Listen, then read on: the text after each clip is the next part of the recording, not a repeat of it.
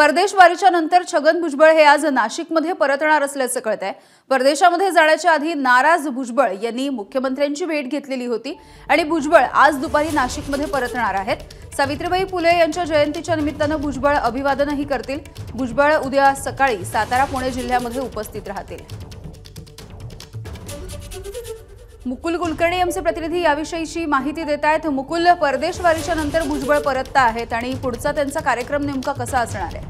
यावेळी मंत्रिमंडळामध्ये स्थान मिळालं नाही, त्यामुळे भुजबळ नाराज होते। परदेशात जाण्याच्या आधी त्यांनी मुख्यमंत्री देवेंद्र फडणवीस यांची भेट घेतलेली होती आणि त्यानंतर आपली भूमिका अद्यापही स्पष्ट केलेली नाहीये। त्यामुळे 8 ते 10 दिवस परदेशामध्ये राहिल्यानंतर छगन भुजबळ आज दुपारी नाशिकमध्ये येतील। नाशिकमध्ये रात्री 9:30 वाजता सावित्रीबाई फुले यांना अभिवादन करण्यासाठी ते महात्मा फुले आणि सावित्रीबाई फुले यांच्या स्मारकावर जातील। तिथे समता परिषदेचे कार्यकर्ते पदाधिकारी मोठ्या संख्येने उपस्थित राहणार आहे। एक प्रकारे भुजबळांच्या माध्यमातून तिथे देखील शक्ती प्रदर्शन होईल आणि उद्या सकाळी ते सातारा जिल्ह्यातल्या नायगावमध्ये जातील। तिथे जयंतीच्या कार्यक्रमाला ते उपस्थित राहणार आहे। या ठिकाणी छगन भुजबळ आणि मुख्यमंत्री देवेंद्र फडणवीस यांची भेट होण्याची देखील शक्यता आहे। या भेटीनंतर छगन भुजबळ आपली काय भूमिका मांडतात याकडे लक्ष लागलेलं आहे।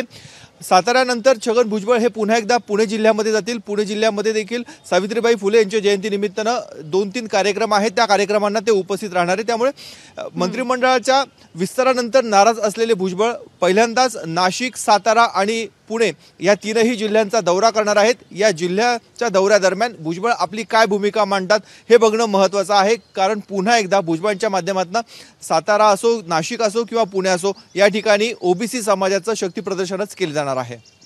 अगदी मुकुल, धन्यवाद या माहितीसाठी।